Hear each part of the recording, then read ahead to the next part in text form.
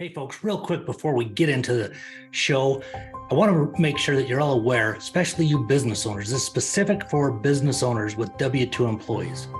Back when the CARES Act passed for the PPP program, for COVID to get money for businesses, loans from the government, nobody really paid attention and knew about the ERC program that was part of that. There was tens of billions set aside for this. And what it is it allows you to get an employee retention credit refund back for your W-2 employees. This is literally a refund. There's no gimmicks, no nothing. You get a check or a wire right into your account, but a check just like you'd get on a normal personal tax refund. It comes right from the IRS. I've helped about 45 businesses by referring them to my buddies over at Jorns and Associates. It's a CPA firm who specializes in ERC. I connected with them just about 2 years ago, way before anybody else was talking about this. They only work with clients for ERC. That's it. They're experts. They specialize in it, so they get the maximum refund amount per employee, and that amount can be up to $26,000. So if you'd like to see if you qualify, just go to maxerccreditrefund.com. That's maxerccreditrefund.com. Welcome to the podcast Life After Addiction and Indictment. I'm your host, Steve Cloward, and I spent most of the last decade and well over $100,000 on coaches, consultants, masterminds, and events trying to figure out how to reclaim my life again. On this podcast, I'm going to share the tools, the tips, the tricks, and the hacks that allowed me to forgive myself so that I could reclaim my life again. I'll be interviewing experts in mindset, leadership, entrepreneurship, sales, marketing, branding, and so much more. I'm glad you're here. Sit back and relax and enjoy the show. Let's go! This is Life After Addiction and Indictment. Hey folks, welcome to Life After Addiction and Indictment. Appreciate you taking your time to, join the podcast here today. I hope you'll enjoy this episode. I've got a gentleman who's joining me.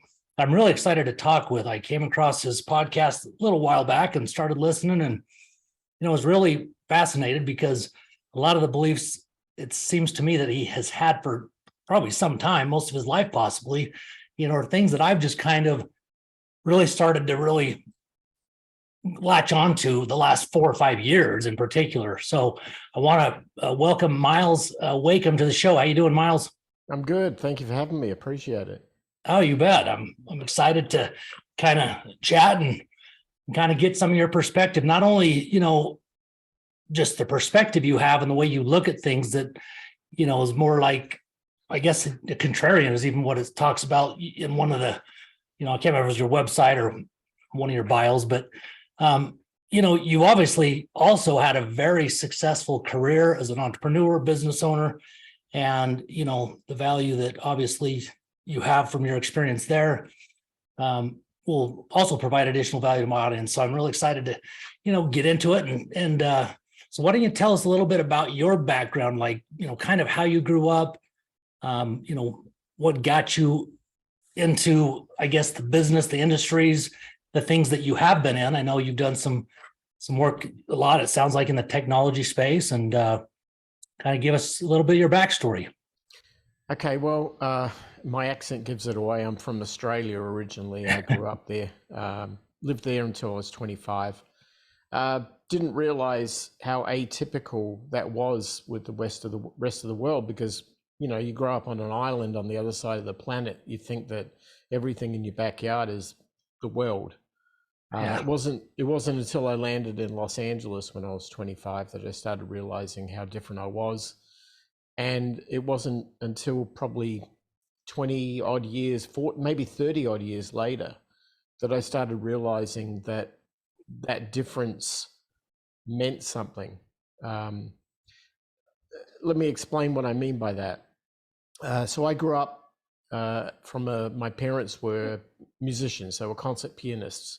My mother was a classical pianist. My father was as well, but he worked most of the time. So I ended up being raised in a family where they expected me to be a violinist at the age of 5 and be in the symphony orchestra at the age of 12.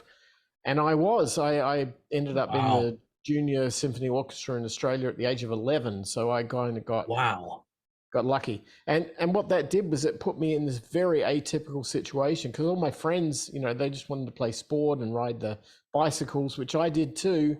Yeah. But at the same time, I had this very heavy classical disciplined training. And I realized when I went to high school, because at that point I left that world as a classical musician, because I went to a school that didn't have an orchestra. I didn't have any training for somebody like me. So I ended up realizing that I could switch over to guitar. I became a classical and Spanish guitarist. I took my classical training into that. And I also realized that because I was so advanced in this unusual, atypical experience, I could skate through school because I could just get through everything on my music. It wouldn't matter that I couldn't do math worth a damn, because I got 100% on music every year. And so I didn't become somebody who really enjoyed sciences. I liked art. And the reason why, it was natural, right? Like I could feel things, I could sense things. I had this weird sense that no one else seemed to have. Like I could hear music in my ears, and I could see people, I could see their soul, for lack of a better word. Wow. I could communicate with it. And I was a kid, and I didn't realize how powerful that was until I was about 15. And all of a sudden I realized I wasn't learning squat in school. I certainly wasn't learning anything with music, because I'd already done that. Yeah. And all the other training they were trying to shove down your throat at that age was trying to make me into somebody I wasn't going to be anyway. And I sat down with my father. I guess I was about 15, and you have those conversations. Like, you've got kids, right? Yeah. Okay. So you've probably had the same conversation. You sit down at the dinner table and the kid goes, "Dad, I don't know. What should I do with my life?" And you're like, "You're asking me?" That's right. It's your job to work that crap out. That's not, on me, but I don't want you getting into danger or anything. So I'm going to try and give you the path of safety. Yep. And that means, go to college and Good for some job. corporation or whatever. Yeah. And right now that kid's going to look at you going, "I don't want to do that. What do you want me to be, an insurance salesman for the rest of my life?" No, that is not what I want to be. I want to be a fill in the blanks, right? Whatever they wanted to be. When they were a kid, they had the poster on the wall with the Lamborghini. They wanted to be that. They didn't want to be an accountant. But, I'm nothing against accountants, by the way. But I'm just saying that's not how kids think. And parents that don't understand that will always go for, "Here's an easy path, kid, just do that." Well, I had a father who was maybe wiser than most. And I said to him when I was 15, I said, "Dad, you're paying all this money to put me in a private school and do all this sort of stuff. And I don't want to do that. I don't want to be that guy. I'd be a musician if I could, but I don't know how to make money at that. But maybe what I want to do is there's this new thing coming out." This was 1977, 78. Okay. I'd bought a personal computer, the first ones that were ever out. Wow. And I said to him, "I'm pretty good with this. I can program. It's like a language. I can speak to the machine that speaks back to me, and maybe I can make some money out of this." Is that one of the old original like Macs that behind you? Oh, yeah, it is behind me. Yeah, yeah, yeah. I kept a few of the old ones around cool. for nostalgia. Oh, heck yeah! Anyway, so I said, "Do that," and he looked at me and he goes, You think you can make money at this?" And I'm like, "Well, yeah, I do, because I think you got to trust me that I can sense things. I can see opportunity." Boy, isn't that the truth, man? Jeez. And he said to me, "Well, okay, you can leave school." I hadn't even graduated high school. He said, "You can leave and go and form your software company or whatever the hell you want to do, but just don't come back on me and expect me to bail you out. This is on you." And I said, "Well, Australians, that's how we're raised, where the buck stops on our desk." I said, "All right, I'll take that." So I did. And I went off and created a software company when I was 15 years old. And eventually, as I got older and I made networking, and this was at a time when I started realizing the world is supply and demand. I had something people wanted, and there was no one out there doing what I could do. And so I was dealing with, governments and defense You were way contractors. ahead of the game. Yeah, You at know? 19, I was writing cryogenic freezer storage system databases for the local university, and I hadn't even finished high school. They're having me in Wow. the university telling them how to operate, Right. and it was like, how ironic is that?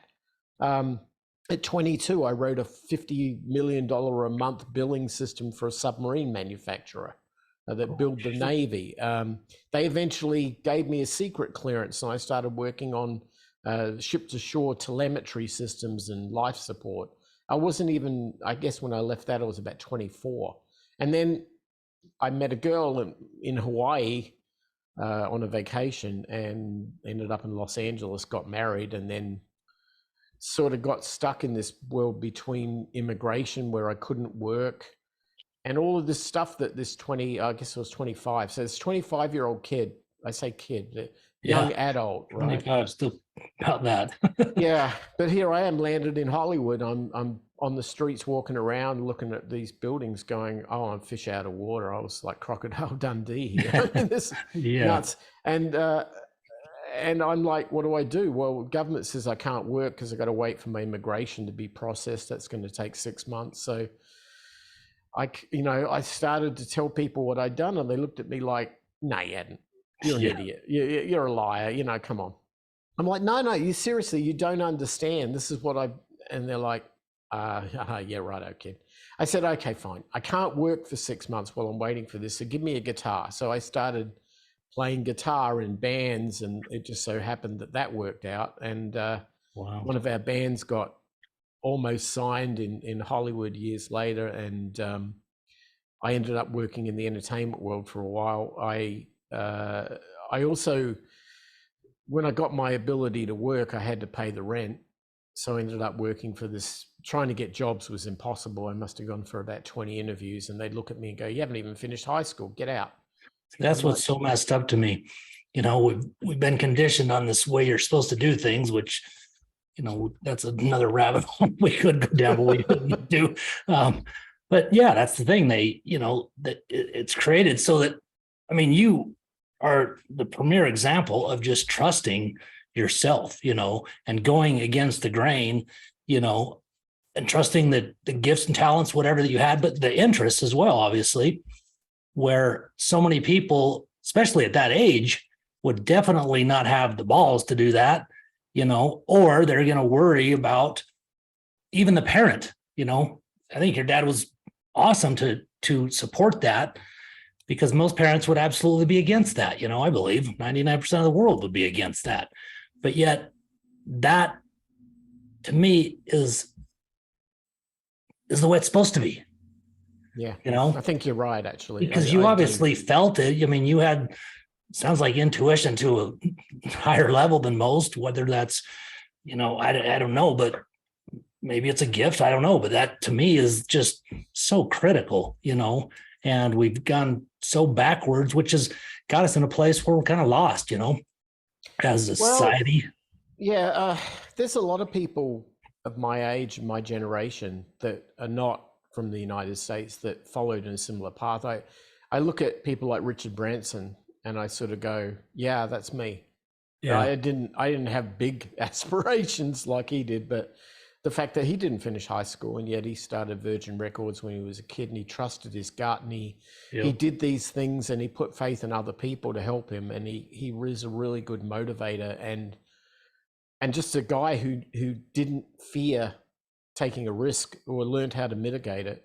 Yeah. I started looking back years and years later about that philosophy, that change. And I start realizing that when you come from a country where everything on the ground that's wriggling around will kill you, like Australia, right. Nothing seems to stop you, because you get past that. And then you start realizing, I'm just another one of these atoms in the planet. I'm just another life species organism, and I'm going to live within my means, and I'm going to do the best I can with what I've got, but I have to respect everything around me. But the fact that there's a spider out there that one bite will kill you, or a snake, or a jellyfish, or a shark, or something, does it stop you going outside? Does it stop you, enjoying the sunshine? Does it stop you getting in the water? No. Yeah. You learn to mitigate risk. And what we've done is, I think, we've created a culture over decades that the original fear, lack of fear, or people who wanted to go out there and do the best that they could do with the situation had found every damn excuse and laziness based on the word fear. And it's probably not fear, it's laziness. Yeah. It's easy for me to say, I don't want to put my kid in harm's way, so therefore I'm going to give them the worst possible boring life and shave all the harsh edges off the corners, and every child wins a prize and all of that. If that's what our world has become, we're not a world of heroes. Yeah. We're a world of victims. Yeah. And that's a mental choice. I hate to say it. I mean, I know there's 100%. there's a lot of people out there who have fallen hard times. I get it. I have too. Yeah. Oh, me too.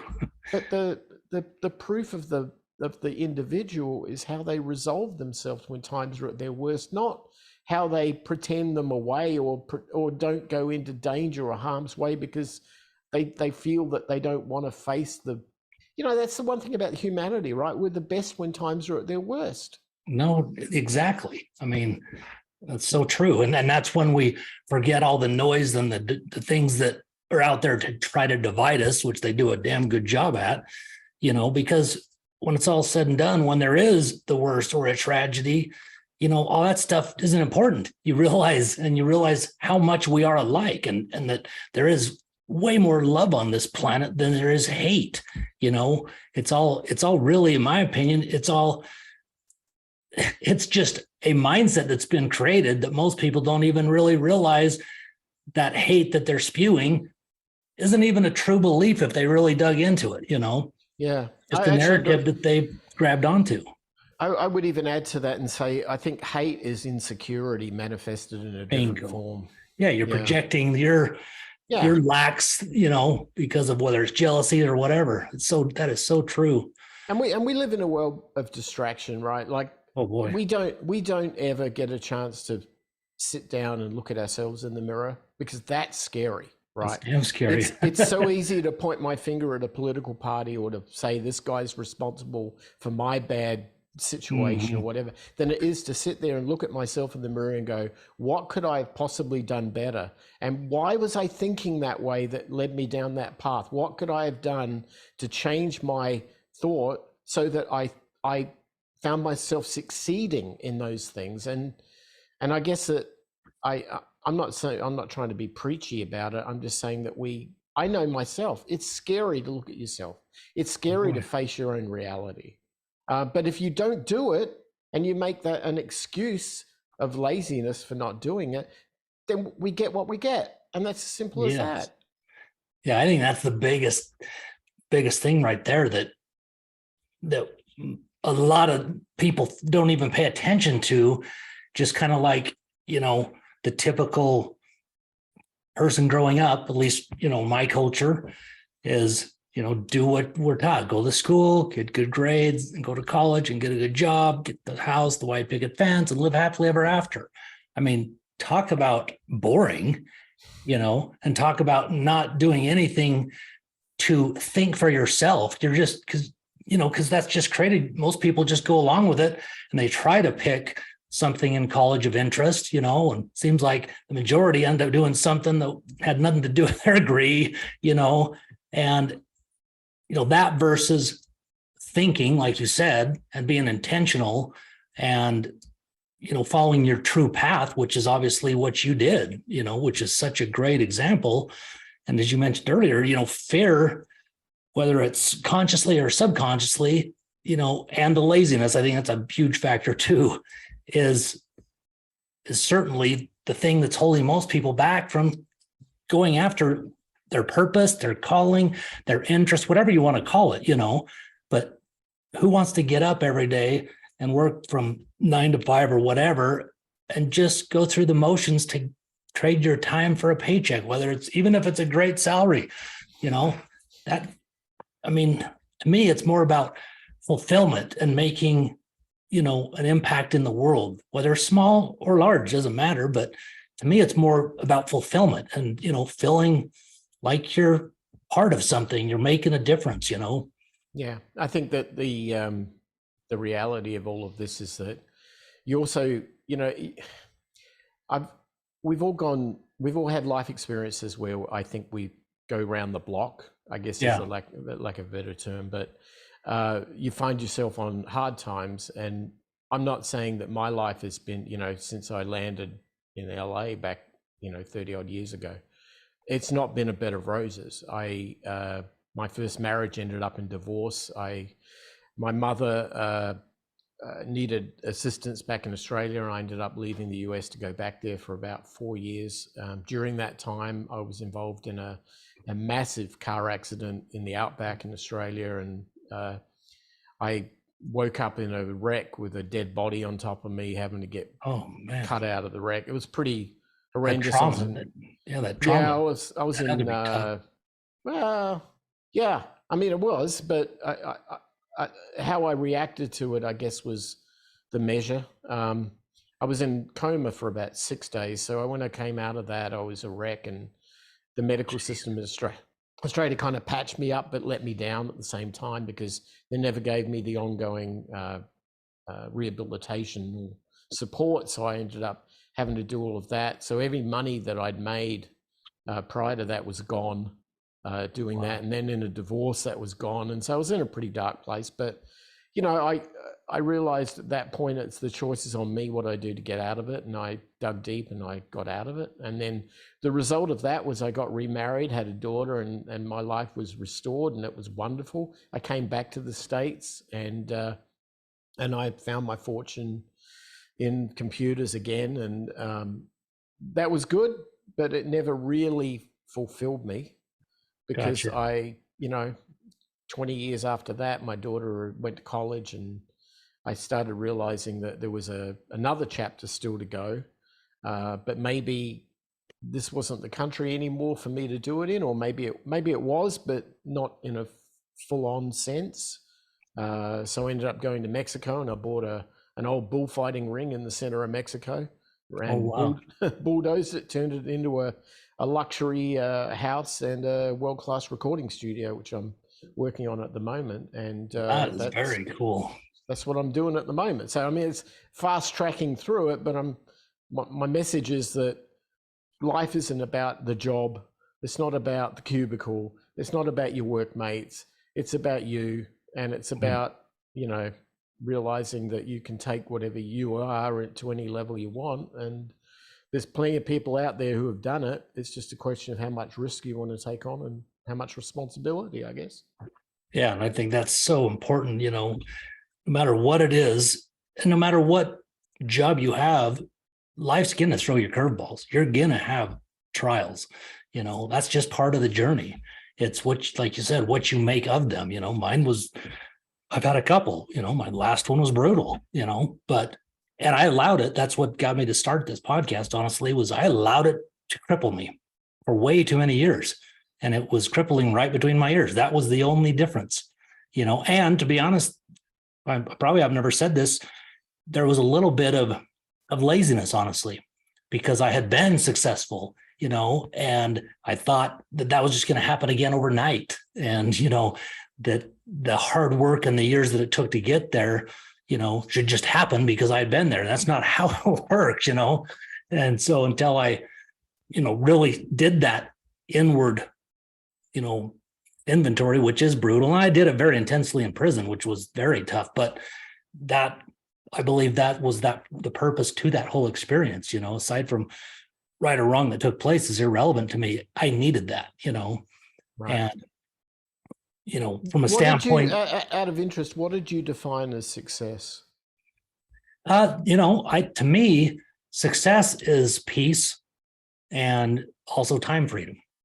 To be able to do the things I want with the people I care about, and or to be able to have the time or ability to, help those in need. But, that's, right just to me, really, it's just that peace. And that doesn't come just, money helps, but I always say money doesn't buy happiness. It might put a down payment on it, because if you can get rid of the financial stresses that, plague a large part of society, humanity, really, life's already tough enough, but to then have that controlling you and, being focused and stressed, whether you know how much that affects what's going on and your ability to move forward in a positive way, it's a massive effect, And so if you can eliminate that and just get to a place where you're, good, meaning whatever that is to each individual, but to where you're not worried about paying the bills, put it that way. But then at that point, to me, it's just I don't know, to me, it's just about having that peace, and really that connection to your family and friends and helping other people. I mean, I don't know. I found a similar situation because I'd come from that world of trying to strive towards the definition of success that wasn't my definition, it was society's definition. Right. And that's where I was disconnected, because society told me successful was, as you said, go to school, study hard, get a good job, work, get a mortgage, raise kids, and retire when you're 65. And that didn't work, because that very same father that gave me the permission to go out there and become who I became, I had to bury him when I was 22. So it wasn't. Oh, you're kidding. Yeah, he died 7 years later. Oh man, that had to be tough. Yeah, that was hard. But here's the weird thing: you get through that, and then you look back and you debrief.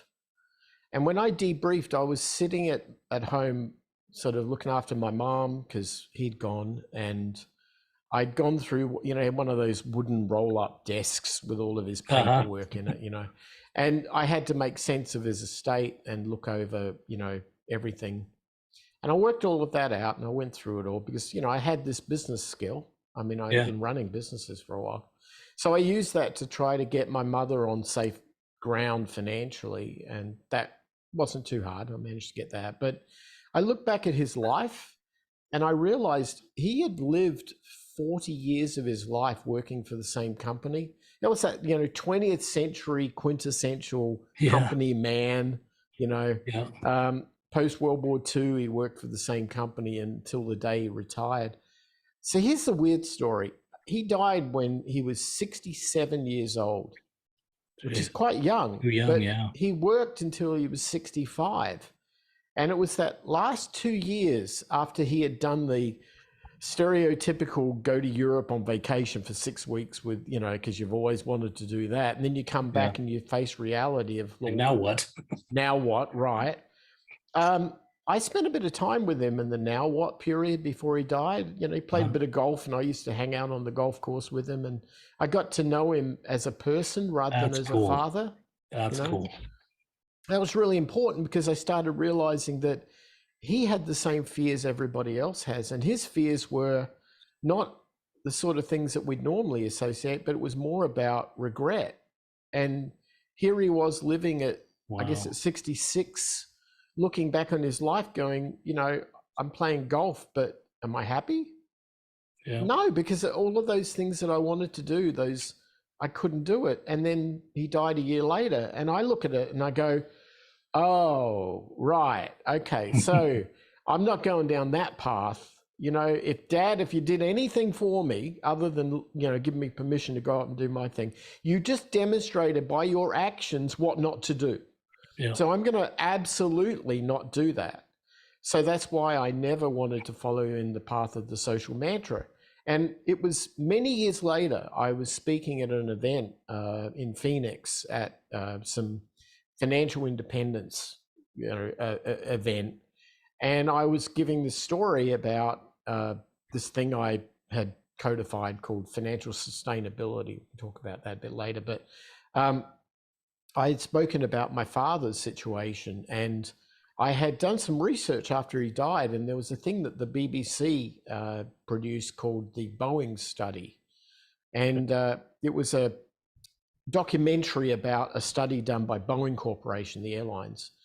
And it was they were trying to work out how much money they needed to keep in their balance sheet for pension programs. And they did a study of life expectancy, and they worked out that an average Boeing employee who retired at the age of 55 had a life expectancy until about 83. And these are US males. Okay. Then what they did was they said, okay, but not everyone's going to retire at 55. People want to work until they're 65. And I'm looking at this going, yeah, like my dad, right? Yeah. And they did the same study for people who live at 65, and they worked out that their average life expectancy was 67. And Really? I'm like, oh my God, that was my father. Holy cow. The company man worked for the corporation for 40 years until he was 65 and died 2 years later. Why isn't this getting any notoriety? Yeah.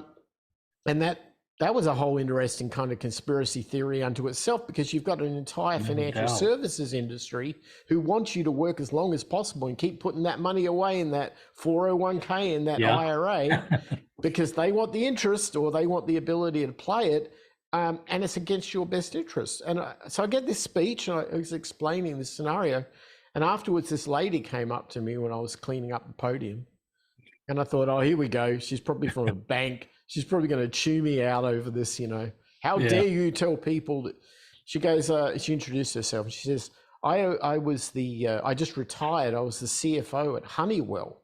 I'm like, oh, wow. Honeywell, big corporation, Yeah. She goes, we did the exact same study for our pension program that Boeing did. We got exactly the same results. Wow. I'm like, oh God, here we go. That's crazy. Right. So then I did some more research, and I looked at life, and I thought, okay, well, how long do people actually live for? And I did some studies, and I went to the government. I went to the CDC. This is before COVID. And they were saying from 2016 onwards that the average US life expectancy at the time for a male was 79.5 years. I thought, oh, okay. Then I tracked it years later. I went through 2017, 2018, 2019. By 2019, that number had dropped to 76.3 years. Jeez. I'm like, okay, why is it going down? And then by the time post-COVID, we're now in the 74, 75 period. And at this point, CDC stopped publishing these statistics. And at the same time, the government was saying, well, we want your retirement age to raise up to 67 because, we're all living longer. Yeah. I'm like, your own agency over here is telling us that we're not. So who's giving us the lies here? And I'm like, I'm telling you from my own personal experience and looking at these independent private studies, the reality is we're not living longer. Yeah. And the reason why this was significant to me was that I found this information out at a young age, and it changed by looking at the end point and then going backwards. It changes your entire philosophy, right? Because here we are teaching our kids to go to college, take on student loan debt, get a job, pay it off, get a mortgage, pay it off. And by the time you're 65, you're going to go off and live the final, wonderful, rosy chapter of your life. And I'm like, no, you're not. Yeah. What are you fools? You're not going to live that. You better be living it at the age of 25, not 65, because 65, you've got a bad back, a bad hip, and you're not going to want to go and hike Machu Picchu. That's so true. It's like your life should be when you're young, when you're vibrant, when you're useful. And so that was kind of like underpinning of everything I did. So I started doing everything in reverse. Whenever they said something, I'd do the opposite. Whenever they told me to buy this stock, I'd buy something else. And I swear to God, it worked out a lot better. I made millions, dude. I made millions. I bought Bitcoin when everyone told me it was crap in 2011 at $7 each. God. And I sat back going, no, it's not. That's got one. Yeah, I got told about it right about then. It's the craziest story. I'd never heard of it. And I'm working at a company. I'm out of prison a year and a half. And the kid that basically was the janitor of this building talked about it. And he was talking about how he was trying to talk to the owner about it, I didn't know what he was talking about. I didn't think he was nuts because I just didn't know, but I didn't pay attention. I didn't look into it. I mean, $6 at the time. It's just Yeah. crazy. Yeah. Yeah. So, I mean, it's those things, those lessons that kept repeating and resonating. And I was thinking, I'm just doing everything opposite to what everyone's telling me, and I'm getting these stupendous results. What are people telling these people? And I looked at it as this, immigrant mindset of this kid from a foreign country raised in a different time and in a different way, and realized that, oh my God, from my perspective, and I'm not saying that it's not for me to dictate to people what they should or shouldn't do with their life, but from my perspective, it's all wrong. I mean, it's just Totally polar agree. opposite of correct. Yeah. And that's kind of how, and everything I do now is to do the opposite. People said to me, so I still had this shoulder injury left over from this car accident I had. I went to try to, I couldn't get it fixed in the US because it was a pre-existing condition and my insurance wouldn't cover it. And I couldn't afford, insurance that would cover it at the time. So I said, well, maybe I can go back to Australia and maybe they'll patch it up. No, they didn't want to touch me because I hadn't paid taxes there for 20 years because I was a ex-resident, didn't have to.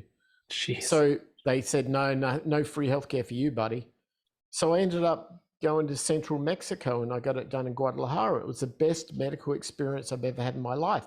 Wow. When you put your life in the hands of 8 surgeons in theater to completely do a total shoulder reconstruction, you're putting your faith and trust in people at a human level, not in the media and the shock and awe headlines. And when I came out of that, fixed. I mean, it was like, you're the only country in the world that actually did this.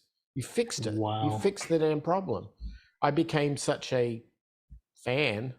And and again, everybody's saying, oh, Myles, I live in Arizona. We're a border state with Mexico. So they're saying, don't go to Mexico. They'll behead you and the cartel will kill you and kidnap you and whatever.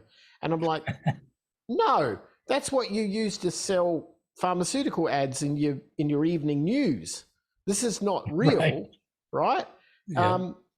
So no, I'm going over there. So I said, screw you. So I went across the border and I had the best time of my life. And I went deeper and deeper into the culture and the people and the history. And I fell in love with it. And it fixed me up and it served me better. And I start realizing, they've got a couple of 1,000 years of history down there. No one seems to remember that they've got pyramids that are as bigger than Giza. And, it's like, why don't we respect this? Why don't we go down there and try and learn from it? But no, we're going to be, we have all the answers here. No, we don't, because we're dying at the age of 75.3 or something. We don't have the answers. I mean, we've got to start opening our mind and start thinking a bit more wider. Yeah. And so, I guess I just add that to the whole story that I'm a contrarian because of life experience and actually doing it, not because somebody told me what stock to buy. I'm not listening to Jim Cramer run my life every day, so that's anyway. Yeah. When's the last time that someone listened to him and followed his advice consistently and, did well? Probably not very often, if ever, Right. It's so messed up. But I think that's a fascinating point that people really need to look at and, forget the political or the whatever reasons you want to assign to it. What is behind the pyramids? What is behind all the true history? All those things that, like you said, there's no focus on for, most of humanity. Most of humanity doesn't even understand any of that stuff and what, powers there are out there, and within us as well. And we get so focused, and I've been guilty of this too, of, I got to build my business. I got to make all this money, that is just so messed up. It's so that old, what's that old thing? It's all responsibility with absolutely no autonomy to get anything done, because Yeah. you're responsible to try to make all this money to be able to meet your burn rate or whatever your expenses are for your family, raise your kids, do all the right thing as a parent. You're responsible for that. That's on you.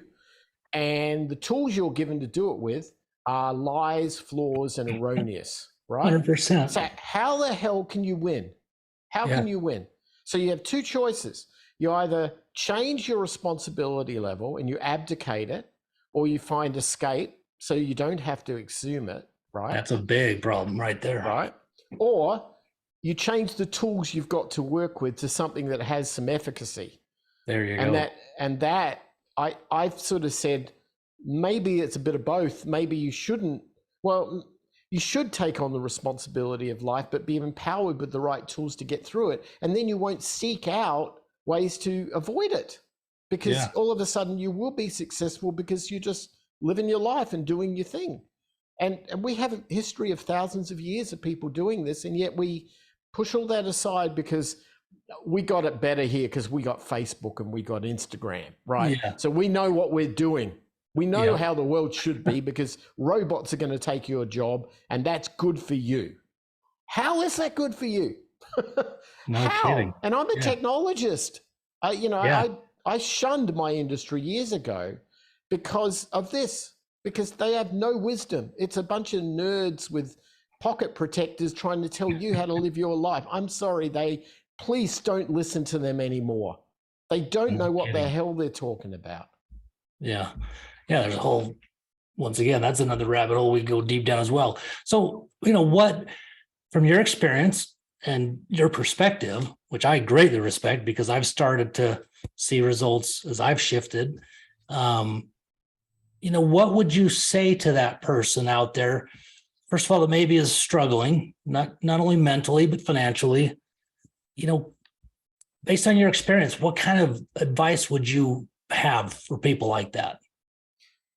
Stop trying to measure yourself on the basis that you can be like every other Instagram influencer and make $1 billion and drive Lambos.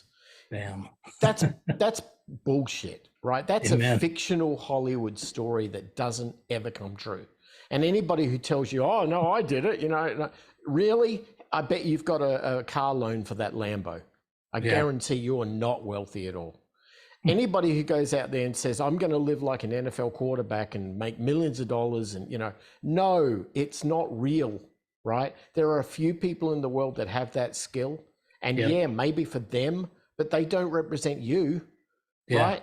You've got to look at what you do have to offer the world and go with that. But if you start coming at it from that angle, the first thing you start realizing is that what you have to do is you have to take inventory of who you are and what you need to survive so that you can pursue your passion, you can find your true path. Yeah. And that means that you may have to start to reduce down your expectations to the point where you become very frugal, where you start looking for ways that you can live without having to rely on other people providing you solace or a job, right? And what does that mean? Well, we live in concrete jungles and we drive cars all day to get to work to afford to live in concrete jungles and drive cars all day. What if we didn't live in concrete jungles? What if we went and got a plot of land out there somewhere and we built our future there for our family? We learned how to build a house with a hammer and a saw, right? What if we did that? What if we grew our own food? What if we harvested power from the sun? What if we caught water? It's very agrarian. It's very medieval. But it works. But the thing is that you take you get all that and you take all the responsibility out of having to have a job, and what you get back is your life. And that peace and that, my belief is that peace and that, whatever you want to call it, spiritual connection, literally raising your energy and being able to bring in that energy that this planet and universe provides us. Some of the things you're talking about is we flip totally the opposite. And then you can even look at the simplicity. People might never even heard of this before, but it's only been a few years for me, if I'm being honest. If you look at when the shoe was introduced with the rubber sole. And, if you go down that rabbit hole and start to understand that stuff, there is a huge thing when it comes to, literally grounding yourself with this planet with your bare feet, and now we've got shoes that have soles, this thick, and it's crazy stuff for most people, but I've experienced it. There's something to it. I don't have all the answers, and I'm not going to act like I do. I just know as I've focused more on that piece, or that really, I call it a spiritual journey, not religious in any way, shape, or form, total, none of that, opposite of that, actually. That's what's brought me a lot of that. And I think we're finding that, the way you just mentioned, that's the way it should be, even though it might seem crazy, but it is. We've just been so caught up in manipulation and told what to do. And then we chase after all the Lambos and the big houses and all that shit that doesn't matter, know? Yeah, no, you're right. Crazy. When I was a teenager, one lesson, I tell this story a lot, but one of the lessons I learned was I lived in a city called Adelaide, which is on the south central coast of Australia. And all of my buddies, we all wanted to be surfers. We were idiots. We had no idea what we were doing. But one of my mates had a VW microbus, combi van, and we used to hustle to get some money to put gas in it and go out to these beaches that were where the big waves were, like we knew what the hell we were doing. But you'd go out there for like a day at a time, and you'd go out with the surfboard and you'd get beaten up. You get pummeled all the time by the waves. You'd be like, I have no idea what I'm doing. I keep getting it hurts. The beach. Yeah, I keep getting hit in the back of the head by the surfboard, and I'm spending all my time paddling and chasing my board that I keep falling off. I'm not catching waves. And you do this day after day after day, and yet there's people out there who are riding these suckers and they're looking really cool. And I'm like, I want to be like that. How do I learn? Well, no one's going to teach you. I do realize, well, I'm not going to learn sitting on the beach. I've got to go get wet, right? That's part of it. But the thing I really learned was that you start, after a few days of getting beaten up, you start sort of realizing, I'm nothing. This wave doesn't care about me. It's going to treat me like nothing.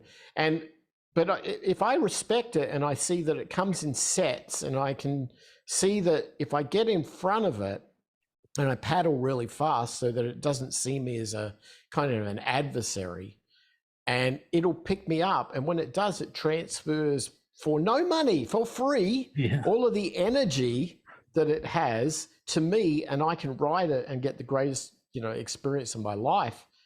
When I worked that out, I became a good surfer. Yeah. And all of a sudden I started looking and going, what's interesting here is that the world is these sort of waves, right? Like I was studying electronics, and you'd see it in sine waves, you see it in electricity, in alternating current.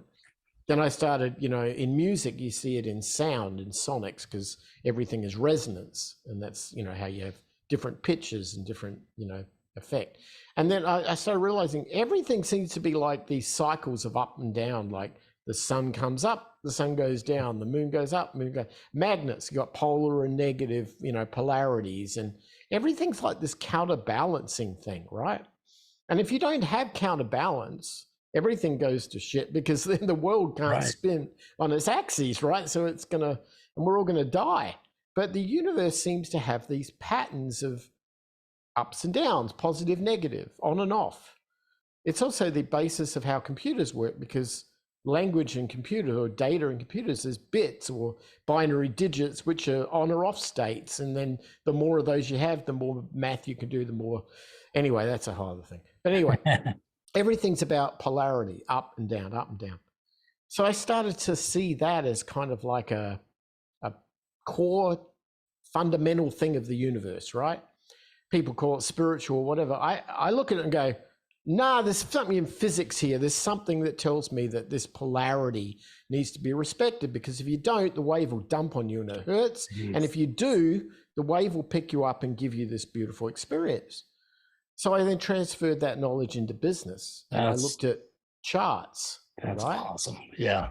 It's exactly the same thing. Awesome. If you want to catch the wave, you buy the sucker at the bottom when it doesn't even appear yet, and you punt that it will pick you up, and when you get to the top, you get off.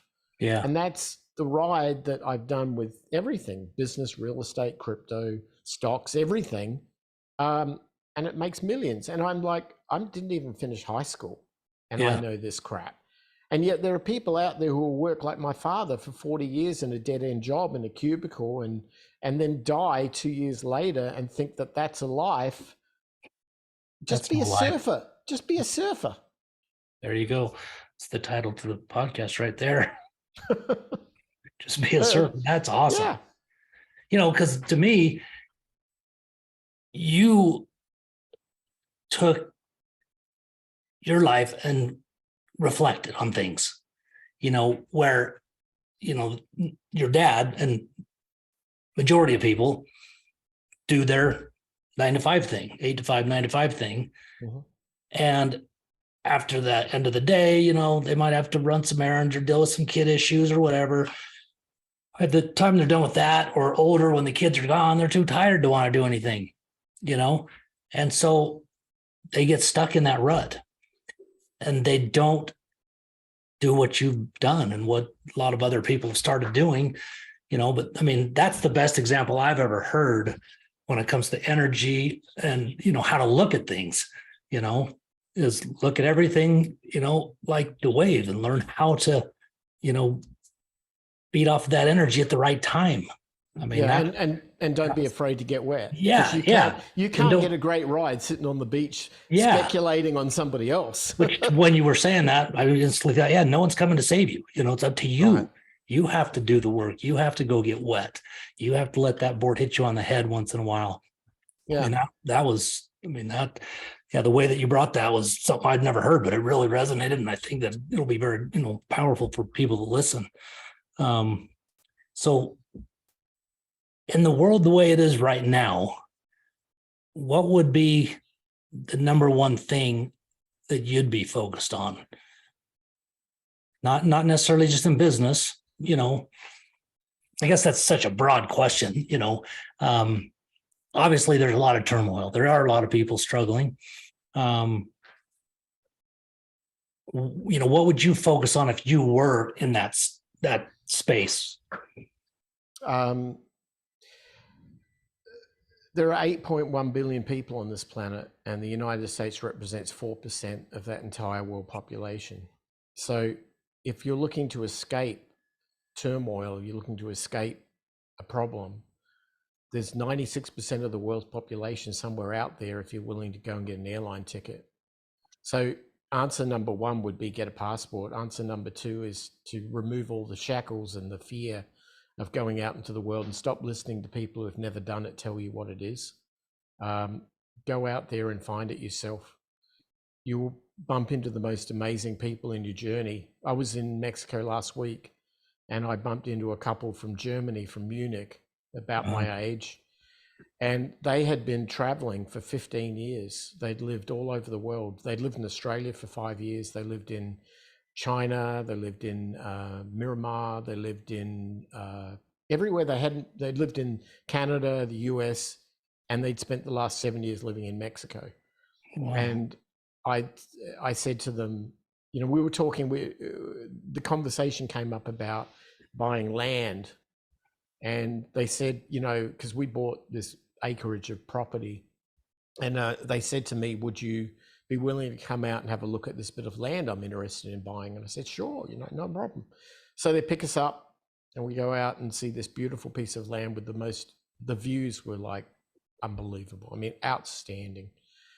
And it was about 1.6 acres, I think. Absolutely gorgeous land. While we're out there looking at it, this guy in this old VW Beetle drives up this dirt road that went to where this guy's land was. And he stops and he introduces himself, and he's from France, of all places. He's from the Bordeaux region in France. And we're having a good old time. The guy's hilarious. We're just talking to this guy, and he bought land up the road, and these people from Germany were going to buy this land, and I'm from Australia. And it's like, what is this? The freaking United Nations, you know? And anyway, we looked at it, and the guy asked me, what do you think of this land? And I said, well, the soil looked very fertile, and it was. the views are outstanding. And I said, tell me how much, they want to sell it to you. And I listened to it, and it was like, oh my God, that's half what I paid. I said, Wow. I said, I don't know, you guys, I said, but here's my fear. You've been traveling for the last 15 years. You've never stepped down. You've never planted a flag. You never said, this is where my home is. Is this going to be good for you? And he's like, yeah, well, we're getting to that point in life where we want to plant a flag, and we've traveled everywhere, and this seems to be the best place we ever found. And I thought, well, wow, that's telling. But I was also curious because he and his wife were wonderful people, but they didn't come across like lifestyles of the rich and famous. They came across like a couple of backpackers. Yeah. And I said to him, well, we had dinner that night, and I said to him, what exactly do you do? Like, and let me preface, I know what you do, right? You go out and enjoy life, and you travel. Right. That's what you do. But how do you make money to afford to do it? Correct. And he goes, well, 15 years ago, I used to work at Fidelity, and I was a money manager. I'm like, whoa. So you came from kind of like a Wall Street background, and now you're a backpacking tourist running around the world. Tell me more, dude. This is intriguing. No kidding. And he says, yeah. He says, well, what I've done is I took all of my knowledge of trading stocks and the whole thing, and I do it as a digital nomad, and I've made about $100 million. Jeez. And I'm like, holy cow, man. And here's this dude driving around a beat up car looking like a backpacker. and I'm worried that he's going to spend money on this plot of land. It's like, okay, I shouldn't make assumptions, should I? But these people are out there. And I told him this. I told him the story about the surfer. And he listened to me, and he said, yeah. He said, that's right on. That's exactly what I've done. That's how I've done my thing. That's how I live this life. And I'm like, so awesome. Yeah, you got it. You got it. A guy from Munich, and he got it. Far away from the ocean, as you can imagine, but he got it. And I'm like, this is the answer, man. This is what it is. Yep. Why are we living in concrete jungles in a dead-end job, stuck in freeway traffic every day, worrying about the next car we're going to get because the current one's going to die because we put it through this? Yeah. Why? There's much more to life than this. There really is. Oh, amen, man. To me, that right there says it all. And, I think that we're at a time where more and more people are starting to see that, I believe, because it's, look what it does to our health, just from the stress standpoint, let alone the crap we're putting in our bodies, and versus what, we're growing our food. And, it's really fascinating to me to see where we're at, kind of how we got there based on, just my own perspective, based on research and learning the last several years, versus where you're at. I literally texted a friend of my wife's, actually. They live in Phoenix and had for years. And it's been probably 18 years since we were last down there, probably about 14. And I remember that they had purchased all this just high-end fitness equipment, and it was specific to train what is it? The twitch muscle, kind of speed training, really. And they had bought this building, and we're opening this gym, and life gets busy. They've got kids. They're now pretty much, well, I think they're all at house now. We've got one at home, and she's done a lot of thinking based on what's gone on in the world the last decade. And so there's a lot of things on social media we would interact on. And so we're thinking of going to Phoenix in about second week of March right now. And so she had commented on something. So I had messaged her to let her know. I said, hey, me and my wife, Hen, wants to see you. And if we're down there, you, Josh, got some time, we'll, take you to dinner or something. And so she sent me a message last night, and she actually told me some of the things they had went through, and, the gym they bought that building. Well, I think it was 07. We all know what happened to the market in 08, and so they hung in there came back to where they get, because they paid cash for the building, to where they get a large chunk of their money back and didn't just totally get beaten up. So they got to the point where it was getting close, and they sold it, scaled down in size, and had their new place open in 2019. And then we know it got shut down.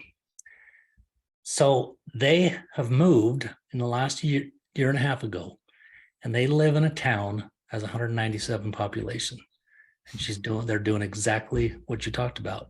And she said, just where they're at mentally compared to where they had been last several decades. She says, I can't even explain it, because that makes sense. Just that stress, and just is just gone. And they're living the life on their terms, instead of being dictated because of all the outside, influences, the financial stuff and everything else, to try to go out and make it. I'm not saying you can't do that. Obviously people can choose to and be successful, but if you have a laptop today, you can live and do things no matter where you're at in the world, just like that gentleman you talked to, Yeah. And it's just what is it that you want to do? Who do you want to make an impact?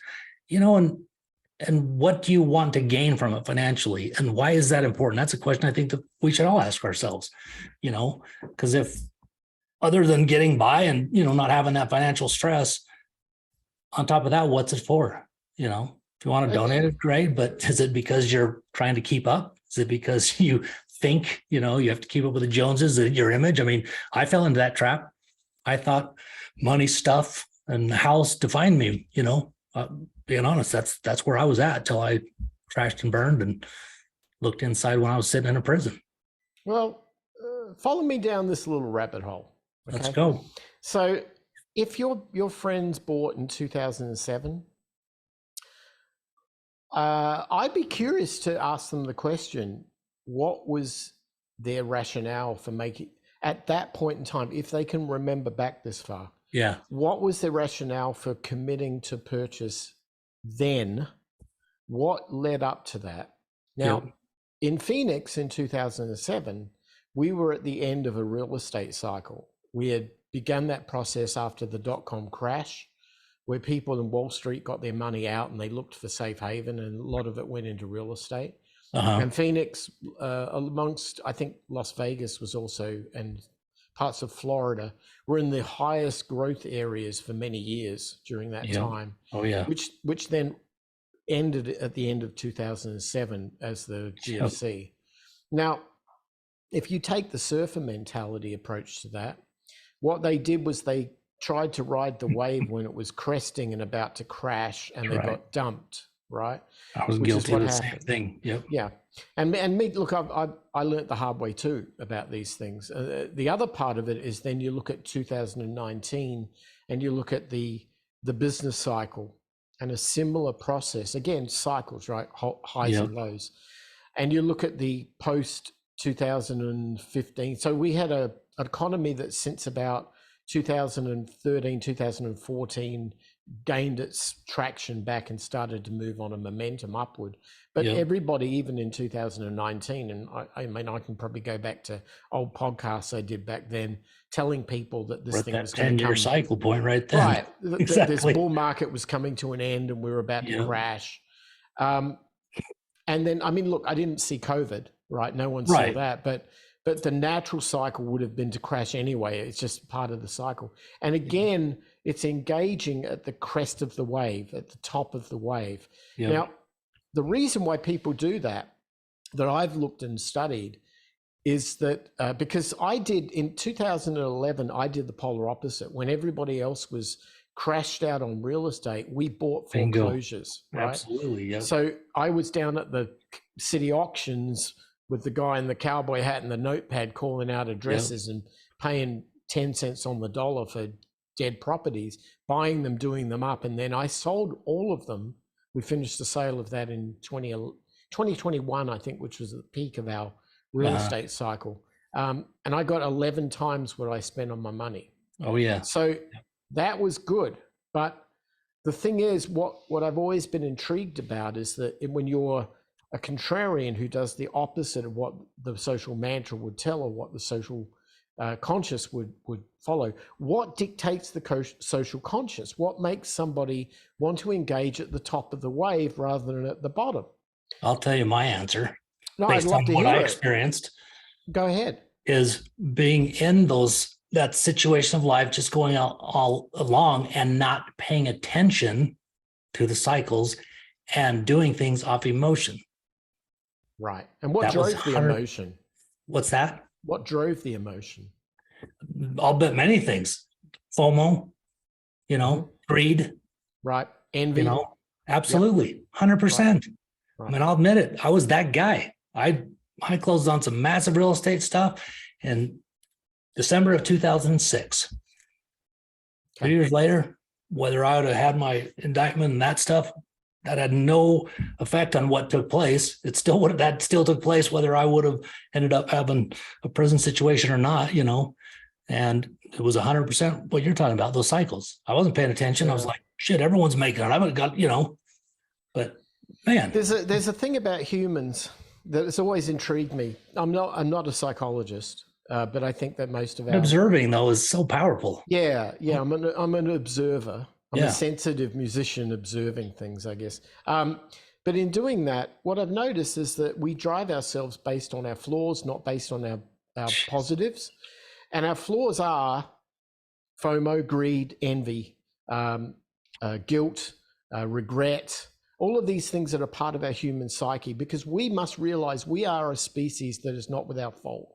We have so many examples of fault at levels that most other species would look at and go, "She's glad I'm not human."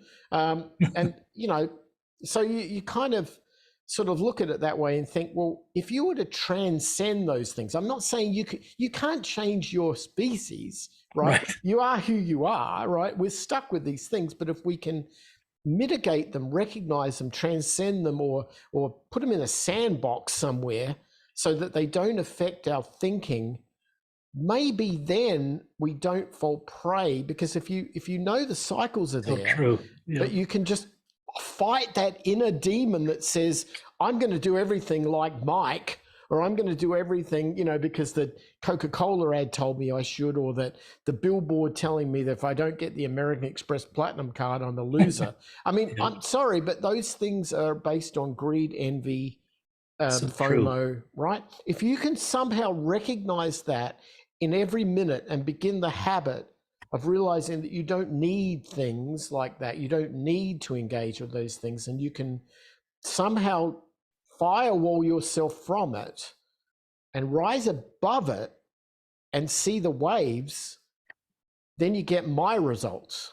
You don't get your friends. Look, I would guarantee if they're all friends, they're probably damn good people, great people that need to have every opportunity in life, and maybe going out there and living a more agrarian nature where they see the cycles of weather patterns and growing things and plant and sow and reap, and that sort of cycle, which is no different again to this, but by being face to face with it and having the time to see it, smell it, touch it, that all of a sudden they'll start realizing that all those human things that got in their way, that they can transcend that. And then when they do, they'll come back bigger, better, stronger, faster. And it doesn't take much. It really doesn't. There are opportunities everywhere. Everywhere. Yep. Wow, Myles, this has been powerful. I appreciate this, man. Your time. Thank you so much. And I'd love to have you come back sometime. And I know that you've got tons of experience in a lot of different areas. And, I'd love to have you come back and talk about some of the other things that, I consider based on what I've read about you to be an expert in different areas that you really add a lot of value. So I appreciate, your time being here. And is there any last words of wisdom you want to leave? No, I just think, I think we've probably covered a lot of it. Look, life is a work in progress. It is for everybody. You never at a point where you're successful. You're just on a journey to something else. Don't stop the journey. Don't pull off to the side of the road and stop. Your job is to keep going and journey forward. You might have good and bad experiences along the way, but just keep traveling. And enjoy the journey. That's one thing I learned. Every time I got to the end point that I thought, I was trying to get to, it's like, now what, And so I started to learn. You got to enjoy the journey, man. Enjoy every day the best you can. So, well, thanks again. Appreciate it. And we'll be in touch. All right. You got it. Thanks, man. Hey, take care. Meet Backbone CRM, the most powerful platform to get 5-star customer reviews on autopilot. Not to mention, it's built on the powerful Google Cloud ecosystem for fast speeds. But wait, that's not all. You'll have SMS marketing with drip campaigns, reputation management, two-way text messaging just like a cell phone with pictures as well, a unified conversations inbox for email, SMS, social media integration like Facebook Messenger, Instagram DMs, Google My Business Chat, website chat widget, all in one single unified conversations inbox. Isn't that awesome? Backbone CRM is the all-in-one automation platform to get customer reviews on autopilot and communicate with your customers all in one unified inbox so you never miss a customer again. Built for small businesses just like yours. Backbone CRM. Automate your business.